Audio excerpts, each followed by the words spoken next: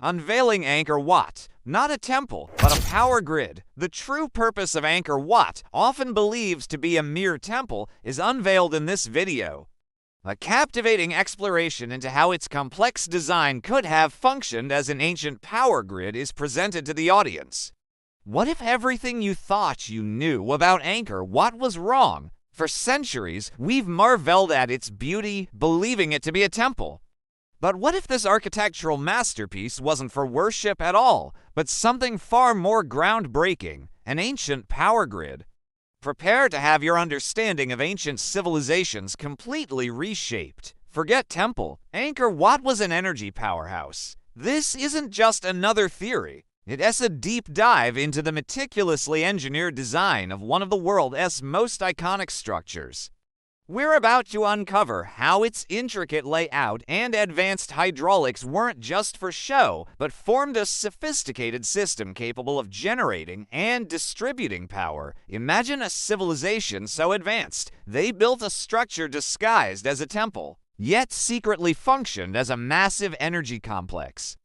That's the untold story of Angkor Wat. Join us as we decode the hidden blueprints and reveal the astonishing evidence suggesting this ancient wonder was, in fact, a technological marvel, an ancient power grid waiting to be rediscovered. As the first golden rays of sunrise cut through the Cambodian haze, their shimmering light splinters across hundreds of ancient towers, reflected in still water. Stretching to the horizon, Angkor Wat stands as the planet's largest religious monument, a vast, intricate marvel surrounded by dense jungle and silent, lingering mist. But what if everything you thought you knew about this wonder was wrong? What if Angkor Wat wasn't just a temple, but something far more audacious? For most of us, Angkor Wat is the pinnacle of devotion, a masterpiece of Khmer architecture erected in the early 12th century under King Suryavarman II. Its soaring towers, maze-like galleries, and endless carvings have, for centuries, drawn pilgrims and explorers seeking spiritual insight. Scholars explain the temple's orientation, its five-tower layout, and celestial symbolism as evidence of religious intent. Everyone learns the same narrative. Angkor Wat, a grand shrine, built to honor Vishnu and immortalize a king. But scratch beneath the surface, and Angkor reveals a stranger, deeper story. In 2016, as researchers pored over lidar scans and satellite data, patterns emerged that defied easy religious explanation. Endless networks of hidden roads, enormous reservoirs, canals, hydraulic wonders so vast, some still lie buried under jungle. What was all this for? Water management, certainly, but of a scale that seems outlandish for a simple city, let alone a temple. That's when a radical idea emerged among scholars. Was Angkor Wat not just a temple, but the linchpin of an ingenious, empire-spanning system, a machine for mastering water in a fickle land? Imagine this, each tower and outer gallery aligned not only with the stars, but with channels and causeways, forming a giant meteorological calendar, a blueprint to harness monsoon rains and safeguard prosperity. Its elegant moats and stone-lined basins weren't mere decorations. They were vital arteries channeling and storing life's essence. Suddenly, the carvings take on new meaning. Apsaras and deities swirl alongside scenes of daily work, rice planting, harvesting, builders at labor. It's not just myth-making, it's instruction and celebration of the very forces that made civilization possible. Perhaps Angkor Wat was, in truths, the engine of an empire center for data, ritual, and hydraulic innovation, blending the sacred with the entirely practical. So, as dawn continues to light the stones, the mystery lingers. Was Angkor Wat ever just a temple? Or was it always a living testament to human audacity, a place where spirituality, science, and survival converged so seamlessly that, centuries later, we still struggle to tell where one leaves off and the other begins? Step inside any ancient temple or monumental site and you'll feel it. A resonance, a sense that what stands before you is more than just stone and artistry. But look closer beyond the prayers etched into history at the anomalies hiding in plain sight. Take, for instance, the Temple of Karnak in Egypt. To the casual observer, its hypo-style hall is a forest of stone columns. But why do these columns trace perfect lines of sight aligned to the solstices? At sunrise on the summer solstice, the sun fires a beam directly down the center aisle, illuminating the very sanctum where rituals once took place. This isn't coincidence. This is precision on a scale hard to replicate even today. Ancient sites across continents share this trait. The Sun Temple at Konark or Chichen Itza El Castillo timed perfectly to cast shadows or beams of light at equinox, solstice, or moments when star clusters hang just right. But why? Why did people build for astronomical accuracy when their stated goal was mere worship? Then there's water relentless, controlled everywhere. At Angkor Wat, vast moats and hidden conduits weave around the temple grounds. Excessive, perhaps, if the purpose was simply ceremonial. But what if the endless flow of water was part of something more, a network, a means to regulate, to energize? And India's Great Bath of Mohenjo-Daro, no clear holy motive explains the sophisticated brick-lined basins, the perfectly sloped drains, or the tight water seals. As the evidence stacks higher, geometric motifs repeat. Not just as decorative flourishes, but structured, mathematical tessellations and nested polygons without end. Explore the Assyrian at Abydos. Giant granite blocks fit together so flawlessly that even a sheet of paper cannot slide between them. Nearby, panels carved with patterns eerily resembling modern circuit diagrams, interlocked rectangles, endless loops, matrices of dots, and lines emerge from the walls. Their purpose, the official story claims symbolism. But these symbols recur globally. The conduits at Peru's Sacsayhuaman stretch through immovable boulders, snaking deeper than is visible. Some are too small for practical use, yet their paths map to no clear destination. Massive stones like the Stone of the South at Baalbek weigh hundreds of tons and lie precisely in place, even today challenging engineers as to how or, perhaps, why. Why such obsessive precision? Why so much care for manipulating water, light, and form if worship alone was the goal? Did these temples serve a secondary technological purpose, now erased by time? And finally, why do so many of these anomalies elude even our modern tools and explanations? Each question points to a past still refusing to give up all its secrets.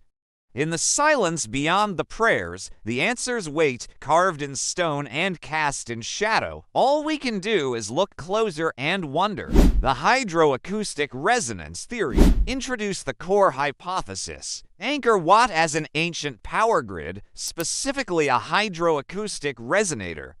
Explain the concept of resonant frequencies and how large structures, combined with specific water flows and vibrations, could generate or harness energy. Use simple, relatable analogies. Present evidence, the vast hydraulic network bears, the unique properties of the local sandstone, and the potential for sound wave manipulation within the complex.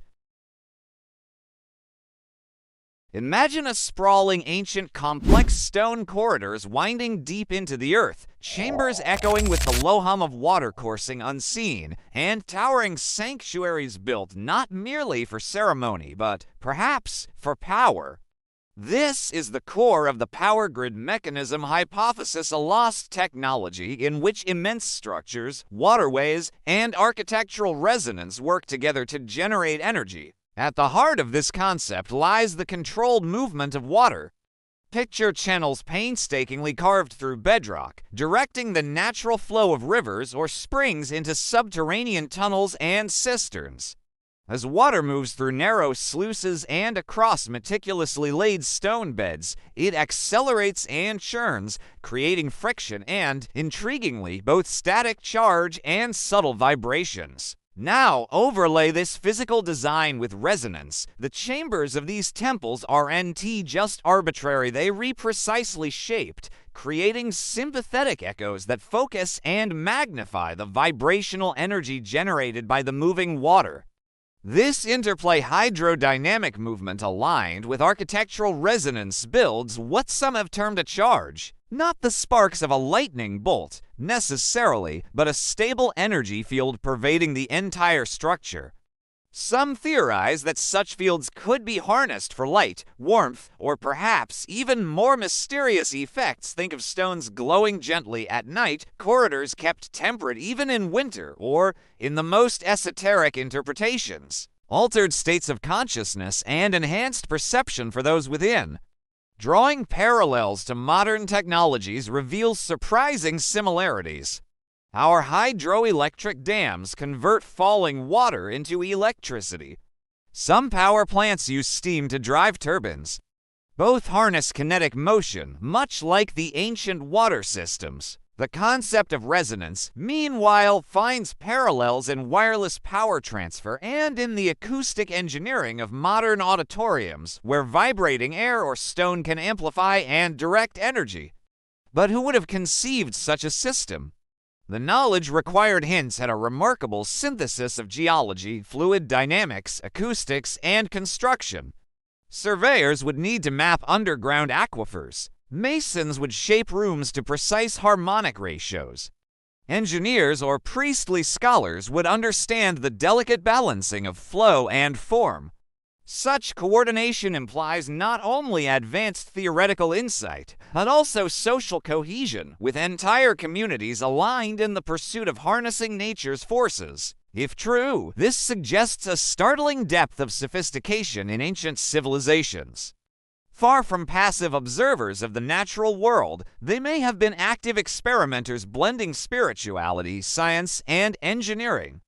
To re-examine their stone temples and underground waterways is, perhaps, to glimpse a lost chapter in humanity's quest for power, one that humbles, inspires, and challenges us to ask just how much our ancestors once truly knew. Dawn breaks over the Cambodian plains, and the first rays of sunlight begin to reveal the silhouette of Angkor Wat, an ancient temple complex shrouded in mystery for centuries. Its towers rise out of the mist like the fingers of forgotten gods, hinting at secrets waiting just beyond the reach of modern comprehension. For generations, scholars have marveled at Angkor Wat, admiring its grandeur, symmetry, and sheer scale. Built in the early 12th century, it stands as a testament to the engineering prowess of the Khmer Empire.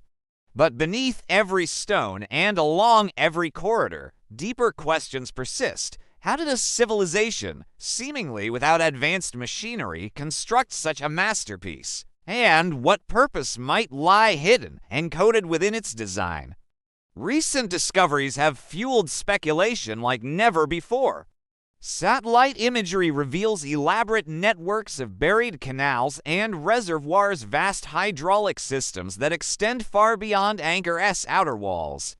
Some believe these waterworks were designed solely for agriculture or religious ritual, but a provocative theory has emerged, proposing something even more astonishing. Angkor Wat as a machine itself, purpose-built to harness and direct the flow of water across the landscape. According to this theory, the foundations of Angkor Wat are far more than symbolic. They are functional, engineered with a sophistication that rivals modern hydrology. The temple's moats and galleries may have operated as precise regulators, channeling floodwater and preventing drought, ensuring the empire's prosperity. If true, this would mean we are standing on the remains of a massive environmental management system created by hands guided by knowledge lost to time. Evidence mounts the mathematical precision of the layout, the alignment with solstices and equinoxes, the uniformity of stone blocks suggesting the use of techniques unknown in the 12th century. Some researchers even speculate about the role of sound and resonance within the galleries, adding yet another layer to the enigma. If Angkor Wat was indeed designed as a gigantic machine, one that merged technology, religion, and environmental stewardship, then our understanding of ancient capability is vastly underestimated. The implications are profound. It challenges our assumptions about the limits of ancient knowledge, forcing us to question how much has truly been lost to history's passage. So, what do you think? Is Angkor Wat just a temple or something far more extraordinary? Share your theories, discuss the evidence, and join in the conversation. Because if history is filled with secrets like Angkor's, there's still so much for us to uncover. And as the sun climbs higher, casting golden light on the temple's stones, one thing is clear: the mysteries of Angkor Wat are far from solved. Their depths beckon us onward, daring us to look closer and wonder for what other ancient secrets are waiting to be revealed.